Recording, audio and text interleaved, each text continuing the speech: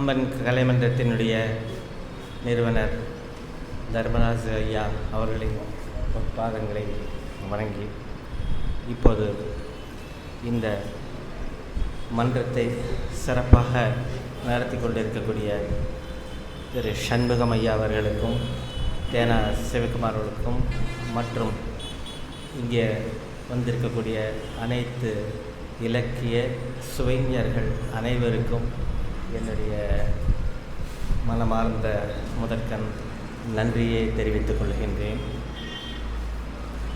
இன்றைக்கு நமது கம்பன் கலைமன்றத்தின் 381வது நிகழ்ச்சி. அப்படியானால் எத்தனை வருடங்கள் இருக்கும் என்பதை நீங்களே கணக்கு பண்ணுங்கள். இறைவனுடைய அருளால் இந்த மன்றம் என்றைக்கு துவக்கப்பட்டதோ அன்றைய நாளிலிருந்து அடியேன் தர்மலிங்கம் ஆசிரியர் ஐயாவுடன் இணைந்து நாங்கள் இதை நடத்துவோம். பல கூட்டங்களில் இதே மன்றத்தில் இத்தனை ஆண்டுகளில் பல நிகழ்ச்சிகளில் கலந்து கொண்டு ஒரு பேசும் வாய்ப்பையும் பெற்றிருக்கிறேன். ஆனால் இன்றைக்கு இந்த நிறுவனத்தில் கம்பன் கலைமன்ற ஆரம்ப நிறுவன நிர்வாகிகளில் எங்களோடு தோளோடு தோள் என்கின்ற மருத்துவர் வேலாயுதம் ஐயா அவர்கள் மறைந்தது எங்களுக்கெல்லாம்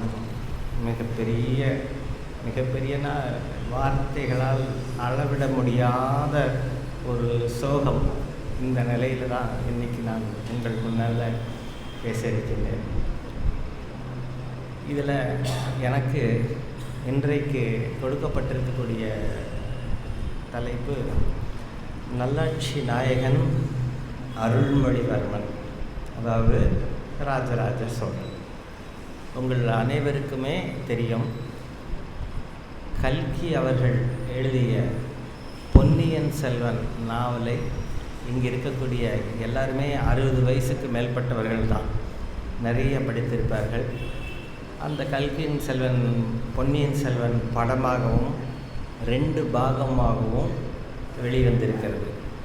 ஆனால் இந்த பொன்னியின் செல்வன் ராஜராஜ சோழன் இவர்களுடைய காலம் என்ன அப்படின்னு ஓரளவுக்கு கணித்து சொல்ல முடியும்.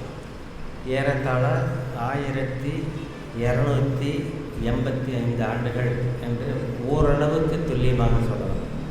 அப்புறம் இவர்களை பற்றிய அனைத்து வரலாறுகள் வருகின்றது அல்லவா? இந்த வரலாறுகளை இவர்கள் இப்படி அரசாட்சி செய்தார்கள், அப்படி செய்தார்கள், இது நல்லது செய்தார்கள் என்பதை எதன் மூலம் நாம் தெரிந்து கொள்கின்றோம்? இதுக்கு என்ன எப்படி அப்படின்னு பார்த்தோம்னா, அந்த காலத்தில் அவர்கள் இந்த புலவர்கள் அரசர்களை பாடி எழுதி வச்ச பாடல்கள் இருக்கும் பார்த்தீங்களா, அந்த பாடல்களின் வாயிலாகவும் அந்த அரசர்கள் செய்த மிகப்பெரிய தொண்டு, கோயில்கள், கட்டடங்கள் கட்டி வைத்தபோது அந்த கட்டடங்களிலே அமைக்கப்பட்டிருக்கக்கூடிய கல்வெட்டுகளிலே அவர்கள் பொறித்து வைத்திருக்கக்கூடிய காலகாலத்துக்கு இதை பற்றிய வரலாறு தெரிய வேண்டும் என்று அப்படித்தான் இவர்களுடைய வரலாறுகளெல்லாம் வெளி உலகத்துக்கு வந்திருக்கின்றன. ஆனால் சமீப காலமாக இவர்களை பற்றியான ஆராய்ச்சிகளெல்லாம் நிறையா நடத்தப்பட்டிருக்கின்றன. அதில் சமீப காலமாக முனைவர் அர்த்தநாரீஸ்வரர் அப்படின்னு ஒருத்தர் இந்த கல்வெட்டு ஆராய்ச்சிகளெல்லாம் சோழர் காலத்தில், குறிப்பாக ராஜராஜ சோழன் அவருடைய காலத்தில் அவர் எந்தெந்த மாதிரியான கோயில்கள் கட்டியிருக்கிறார், அதில் இருக்கக்கூடிய தஞ்சை பெருவுடையார் கோயிலிருந்து அந்த கல்வெட்டுகளை எல்லாம் ஆராய்ச்சி செய்து அதனுடைய சார்பாக மெய்கீர்த்தரா அப்படின்னு சொல்லிவிட்டு மெய்கீர்த்திவர்மன் அப்படிங்கிற தலைப்பில் ஒரு ஆராய்ச்சி சம்மந்தப்பட்ட ஒரு புஸ்தகம் நூல் வெளியிட்டிருக்கிறார். அதுக்கு அடுத்தபடியாக நீலகண்ட சாஸ்திரி அப்படின்னு ஒருத்தர் இவங்களை பற்றி ஆராய்ச்சி பண்ணி தி ஃபார்மல் ஷோலாஷ் அப்படின்ற ஒரு தலைப்பில் அவரும் வந்து ஒரு கட்டுரை எழுதியிருக்கிறார். பொன்னியின் செல்வன் கல்கி அவர்கள் ஒரு சரித்திர நாவலாக படிப்பவர்களுக்கு மிகவும் சுவாரஸ்யமாக இருக்க வேண்டும் என்ற ஒரு கண்ணோட்டத்தில் சில விஷயங்களை மிகைப்படுத்தியும் சில விஷயங்களை விடுபட்டும் எழுதியிருக்கிறார். இதில் இந்த 3 விஷயங்களை பார்க்கும்போது சில விஷயங்கள் வந்து உண்மைக்கே இன்னும் சரியாக புலப்படாத காலமாக தான் இருக்கு. அதாவது எல்லாருக்கும் தெரியும் சுந்தர சோழன், எல்லாத்துலேயும் பெரிய சோழனார் தகவல். அவருடைய நேரடி வாரிசாக வரக்கூடியவர் சேந்தன் அமுதன் அப்படின்ட்டு ஒருத்தர் இருக்கிறார். அவருடைய தம்பியாக மதுராந்தக சோழன் என்கிறவர் வருகிறார். அவருடைய இன்னொரு மகன் வந்து கரிகால் சோழன் நந்தினி என்கின்ற ஒரு பெண்ணால் கொலை செய்யப்படுகிறார் என்று ஒரு கதையும் இருக்குது. ஒரு பக்கம் அது ஒரு பாட்டில் இருக்குது. இந்த ராஜராஜ சோழன் எப்பொழுது வந்து அரியணை ஏறினார்? அவருக்கு முன்னாடி இருந்தது மதுராந்தக சோழனா அல்லது சேந்தன் அமுதனா? இப்படிப்பட்ட சில கேள்விகளுக்கெல்லாம் அந்த இடத்துல வந்து இன்னும் சரியான விளக்கங்கள் என்பது இல்லை. ஏன்னா ஒவ்வொருத்தரும் வந்து ஒவ்வொரு விதமாக தங்களுடைய ஆராய்ச்சிகளில் இந்த பதில்களை எழுதியிருக்கிறார். இதுதான் யதார்த்தமான உண்மை. ஆனால் எது எப்படி இருந்த போதிலும் ராஜராஜ சோழன் அரியணை ஏறின பின்பு அவர் எவ்வளவு நல்ல காரியங்கள் செய்திருக்கிறார் அப்படிங்கிறதுல யாரும் மறுக்க முடியாது. சாதாரணமாக இப்போ இருக்கக்கூடிய ஒரு அரசாங்கம் எப்படிப்பட்ட வேலைகளை எல்லாம் செய்யுமோ அப்படிப்பட்ட வேலைகளை எல்லாம் அவர் வந்து செய்திருக்கிறார். உதாரணமாக மேனேஜ்மெண்ட் ஆஃப் தி கவர்மெண்ட், ஒரு அரசாங்கம் நடக்கணுமா அதை எப்படி நிர்வகிக்கணும், அப்போ ஒவ்வொரு ஸ்டேஜ்லேயும் அப்படி வேணும் அப்படின்னு பார்க்க போது ஒரு ஊர் அப்படின்னு வந்தால் நம்ம இடத்துல இப்போ என்ன வர்றாங்க, எம்எல்ஏஸ் வர்றாங்க. ஒரு கான்ஸ்டிடியூஷன், ஒரு தொகுதினா ஒரு எம்எல்ஏ வர்றாங்க. ஒரு ஒரு நகரமன்றம் அப்படின்னா அதில் வந்து கவுன்சிலர் வர்றாங்க. இவங்க எல்லாமே வந்து ஆட்சி, மக்களிடத்தில் ஆட்சி புரிவதில் ஒரு அங்கமாக இருக்கிறார்கள். இதை அவர் அந்த காலத்திலேயே குடவோலை மூலமாக செய்திருக்கிறார்.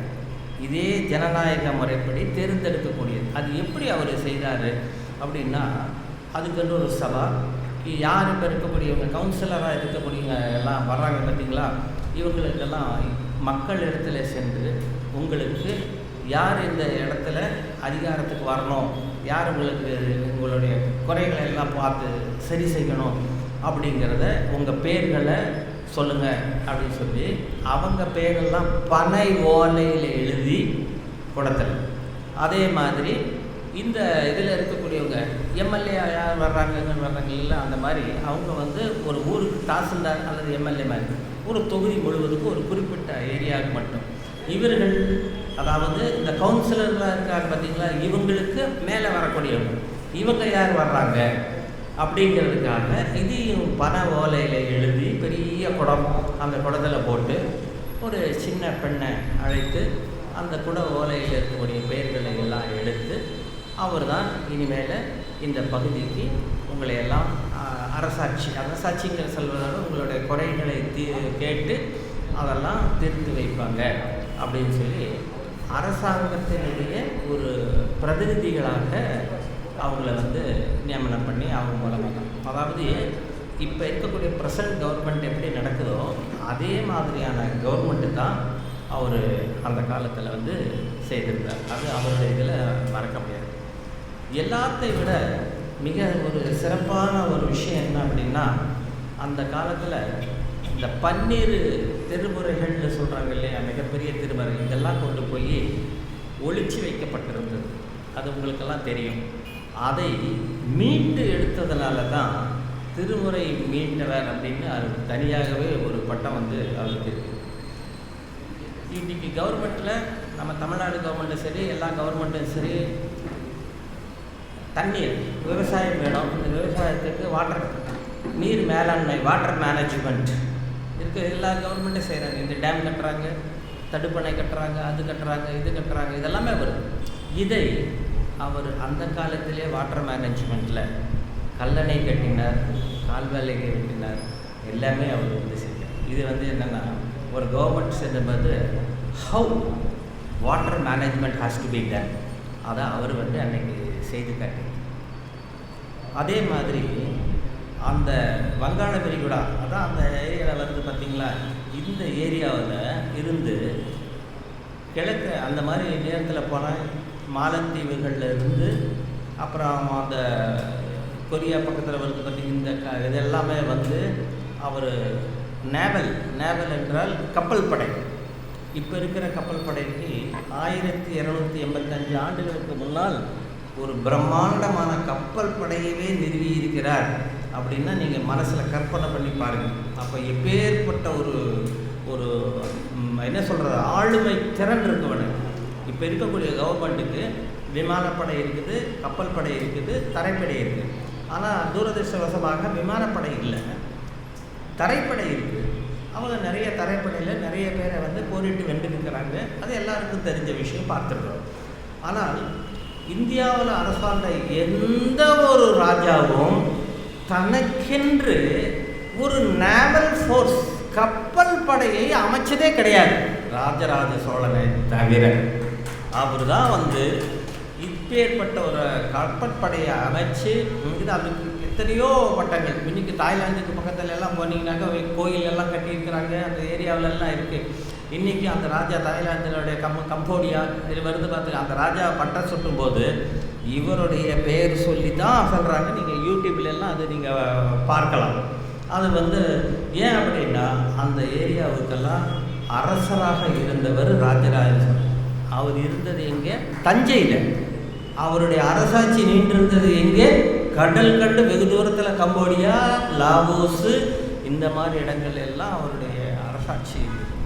அதே போல் இப்போ இருக்கக்கூடிய ஸ்ரீலங்கான்னு சொல்கிறோம் பார்த்திங்களா, அதில் இருக்கக்கூடிய பெரும்பகுதி ராஜராஜ சோழனுடைய ஆளுமைக்கு கீழே தான் அது இருந்திருக்கு. இது அவருடைய இதனுடைய மிகப்பெரிய ஒரு விஷயம். இது எப்படி வந்து விவரித்து சொல்கிறதுங்கிறதே தெரியாது. அந்த அளவுக்கு அவங்க வந்து ஒவ்வொரு துறையை எடுத்துட்டாலும் அந்த துறையில் எவ்வளோ தூரம் சிறப்பாக செய்யணுமோ அந்த அளவுக்கு செஞ்சுட்டாங்க. இதை விட ஆச்சரியப்படக்கூடிய ஒரு விஷயம் என்ன தெரியுங்களா, அவருக்கு உலகளந்தான் அப்படின்ட்டு ஒரு பட்டப்பேர். இது எதுக்கு இந்த உலகளந்தான்ங்கிற பட்டப்பேர் வந்தது அப்படின்னா, தன்னுடைய நாட்டில் இருக்கக்கூடிய அவ்வளவு லேண்ட்ஸ் பூமிகளை சர்வே பண்ணி அளந்து யாருக்கு எது சொந்தம் அப்படிங்கிற இது வரமுறை வேணும் அல்லவா. எனக்கு இந்த அளவு சொந்தம், அவருக்கு அந்த அளவு சொந்தம், அவருக்கு அந்த அளவு சொந்தம் அப்படின்னு ஒவ்வொருத்தர் பூமியை பற்றி உரிமை கொண்டாடுறாங்க. அப்போ ஒருத்தருக்கு உரிமை வேணும்னா உன்னுடைய பூமியினுடைய எல்லை என்ன, இதை தான் சர்வே பண்ணுறது. அப்போ இவர் வந்து மேசிவ் சர்வே எல்லாத்துக்கும் முன்னாடியாக அந்த சர்வேவை செஞ்சு எல்லா இடத்துக்கும் வந்து அது சரி பண்ணனால தான் இவருக்கு உலகளந்தான் அப்படின்னு ஒரு பட்டமும் வந்து கொடுத்துருக்காங்க. எல்லாத்துக்கும் மேலே இந்த சோழர் வம்சத்தில் நிறைய பேர் வர்றாங்க, பார்த்துருக்குறீங்க. அந்த சோழர் வம்சத்துலேயே வந்து 3 தலைமுறைக்கு சேர்ந்து ஒரு ராஜா இருந்தால் எவ்வளோ மேன்மையாக இருப்பார். அதனால் மும்முடி சோழர். எத்தனை பட்ட பேர் அவருக்கு இருக்குது பாருங்கள், 1 2 கிடையாது. ராஜா சோழவர்மன், சோழ சிங்கம், இப்படி பலதரப்பட்ட பட்டம். ஏறத்தால் நான் படித்த அளவுக்கு ஒரு 16-15 பட்டங்கள் அவருக்கு வருது. அதனால் ஞாபகமே வச்சுக்க முடியலைங்க. எப்பப்போ படித்ததால தான் ஞாபகத்தில் சொல்லிட்டு இருக்கிறேன். பொன்னியின் செல்வன் வர்றதுக்கு முன்னாடி ஒரு இன்ட்ரெஸ்டிங் ஃபேக்டரில் படித்தேன். இதில் ஒரு இன்னொரு இன்ட்ரெஸ்ட்டும் இருக்குதுங்க. நான் அதை அடுத்த சப்ஜெக்டில் நான் சொல்கிறேன். இதில் வந்து அவங்களுடைய கிங் மேக்கராக இருந்தவங்க யார் அப்படின்னா, ராஜராஜ சோழனுடைய சகோதரி குந்தவை நாச்சியார். உங்களுக்கு எல்லாருக்குமே தெரியும். இந்த குந்தவை நாச்சியாரை ராஜராஜ சோழனுக்கு கண்டிப்பாக பதவி ஏற்க வைக்கணும், அரசனை ஏற வைக்கணும், பட்டம் சூடணும்னு ரொம்ப கங்காணம் கட்டிகிட்டு இருந்தவங்க அவங்களுடைய கூட பிறந்த சங்கதி குந்தவை நாச்சியார். ஆனால்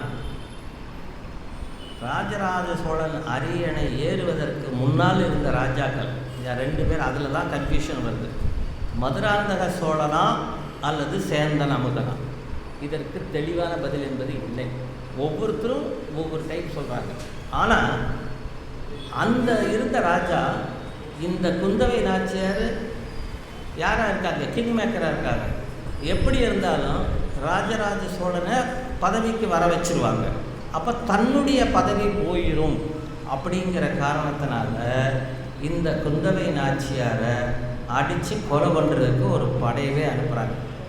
அது மிகவும் சுவாரஸ்யமான ஒரு விஷயம். அவர் எனக்கு அடுத்தது வரலாற்று பேராசிரியர் அவர் பேச இருக்கிறாரு. இதெல்லாம் பேசிட்டு கடைசியில் நான் நிறைவாக சொல்கிறேன். நான் அதிக டைம் எடுத்துக்க விரும்பலை. அதனால் அவரோட பேச்சை கேட்கிட்டு நானும் ஏதோ எனக்கு வயசு 77 ஆச்சு, ஏதோ அப்பப்போ படித்த விஷயங்களை வச்சு ஞாபகத்தில் வச்சுட்டு தான் பேசுகிறேன். அப்படியே எந்த குறிப்பு எடுத்து அதனால் நிறைய புத்தகங்கள் படிச்சிருக்கிறான். அது பொன்னியின் செல்வன் வந்தபோது ஒரு ஆர்வமாக நிறைய படித்தேன். இந்த சாண்டில் எழுதுவார் யவனராணின்னு, அந்த மாதிரி அந்த கலை புத்தகங்கள்லாம் ஒரு ஆர்வம். அந்த காலத்தில் டிவி ஏதுங்க, வரக்கூடிய புத்தகங்கள் தானே படிக்கணும், வேறு வழி இந்த படித்த புத்தகங்களோட ஞாபகத்தில் இருந்தது தான் அவங்க முன்னாடி சொன்ன தவிர வேற ஒன்றும் இல்லை. இப்போ எனக்கு அடுத்தது அவர் பேசுவார். அவர் பேசி முடிஞ்சதுக்கப்புறம் நிறைவு பகுதியில் சில சுவையான விஷயங்களையும் சொல்கிறேன். நன்றி.